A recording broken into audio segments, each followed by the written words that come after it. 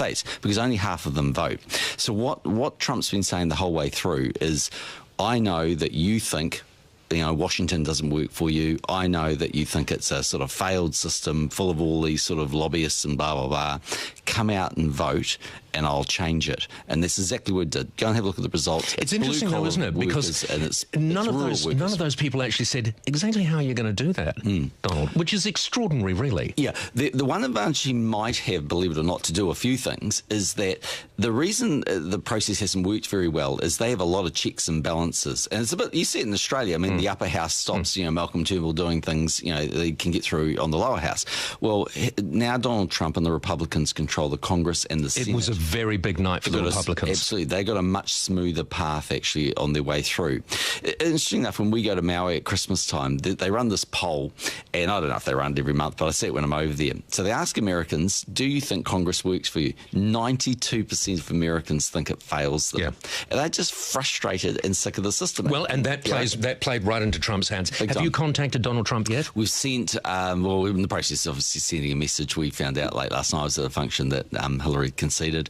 We will obviously reach out, outside the formal things that we've done, and give them a call at some point soon. So you're putting a letter together?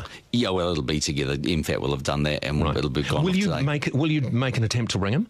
Yeah, for sure. Yeah, we absolutely will. Over the next sort of day or so. Yeah, I remember basically, I think with Obama we did that. We certainly did in 2012 when he was re-elected. Because you've got to remember when Obama won in 2008, it was the final week of the campaigning over here. Yeah. Because that last debate had quite a different tone to it with Helen Clark, because, the first African-American president. Things would change. Yeah. Okay, let's talk about our relationship with the United States. First of all, your relationship with Obama. I don't suppose you've spoken to him since this has happened, because everyone's been a little bit busy over there. Yeah, that's right. Will you still play golf with him now that he's not going to be there? You probably have a little bit more time, arguably. Yeah. Because will you have as much time for him? Yeah, well, absolutely. No, look, at a personal level, I like Barack Obama. I think he's actually been a good president of the United States of America. He's done a lot of good things. And in the end, the American people didn't have a choice whether it wasn't Obama versus Trump. It was Trump versus Clinton. Absolutely, which was always going to be a hard ask. Yeah.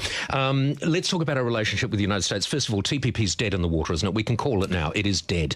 Yeah, okay. So I think in the first instance, yes, you're right. The probability of it passing in the lame duck period, which is between now is zero, really. If it's not zero, it's very close to zero. Yeah. Okay, so the reason being that, firstly, Trump has been deeply opposed. It's hard to believe that the Congress is now going to vote for something that he thinks he's so opposed to. The one thing I will say is, if you think about the New Zealand economy, we are cranking. We're growing at the fastest growth rates in the developed world. We're back in surplus. We've got very strong employment growth, etc., etc. All of that has happened without a TPP. So the world doesn't cave in. Okay, but let's look at the possibilities that some of the world might, not cave in. And yes, our economy is going very strongly. It is. But some of the things that underpin that strength in the economy are going to be impacted. Maybe indirectly we will be impacted. For instance, China. And it seems unlikely to me that Trump will go ahead with 45% tariffs on Chinese goods arriving to the United States. If he did, or if he even got close to that, that could really impact us, couldn't it? Well, it impacts the purchasing power for US consumers, but that's the point, isn't it? And then it impacts China. It impacts their spending power, and they're one of our most important assets from an economic point of view. So, as I've often been saying lately, the biggest threat to New Zealand probably isn't a domestic issue, outside of maybe if there was an asset reduction like housing.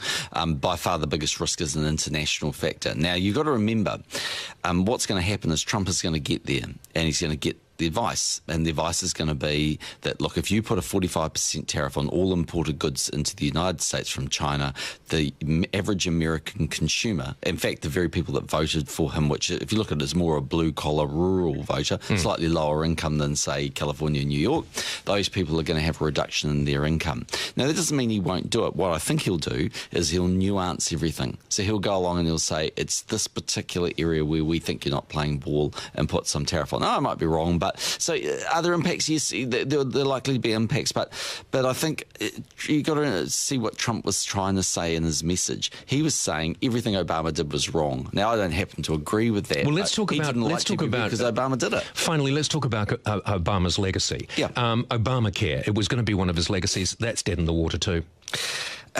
Well, no. Do you agree? It's dead in the water. All of these things that he said he's opposed to on the campaign, I'm not questioning that he won't do some things. That is one of the things he will do, won't he? Because we know that the Republicans didn't like it anyway. If the House and the Senate want to throw him a bone, Obamacare's dead. Yeah. So what will Obama's legacy be? Well, first things first, I mean, just being there. He's the first African-American president of the United States. Secondly, you can never stop a future government or a future president changing things. It doesn't mean it wasn't part of your legacy when you were there when it happened. Thirdly, they will change Obamacare. You can be sure of that because they think it's driving up premiums for average Americans and not covering enough non-covered Americans. But will that mean that every American that wasn't covered, that became covered under the Obamacare, will get no cover again? I don't think so, because the very reason actually Obama was doing that, other than the sheer empathy towards those people, was because they still ultimately cost the US system. So I think, you know, like all of these things, it will be nuanced, I believe. Are you impressed so far with what appears to be this smooth transition of power? I'm not surprised. I mean, one thing in the United States, and it's true in New Zealand, you think about every election where there's been a change, the outgoing Prime Minister, in the case of New Zealand, gets up and says, I will ensure that there's a smooth transition. Maybe 84 with Muldoon, it wasn't quite so smooth at that point, but everywhere else, he was drunk at the that's time, been the case. Okay. So the point there is that we take, in a lot of ways, we get up and that's what the Prime Minister says on the way out, and it's what the new person says on the way in. And every New Zealander goes, yeah, we know all that, because we don't think about the way that some countries operate where there isn't smooth transition.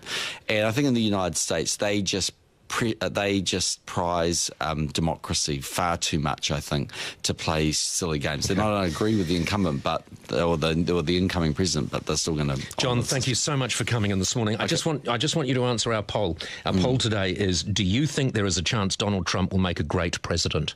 There's a chance. So you'd say yes? Yeah, I mean, look, there's a chance. The one thing I will say, there were a lot of people that, if you go back and look at the history books, that said Reagan would be an absolute perfect disaster. Example. There were people that said George W. Bush, he'll be hopeless as president. Now, you know, there are going to be lots of people who have views on that, and they're going to say, well, they don't like the Iraq War and all those sort of things, but they forget actually history, which was George W. Bush got re-elected with a big majority because he said he was going to go after the people, in this case Al-Qaeda,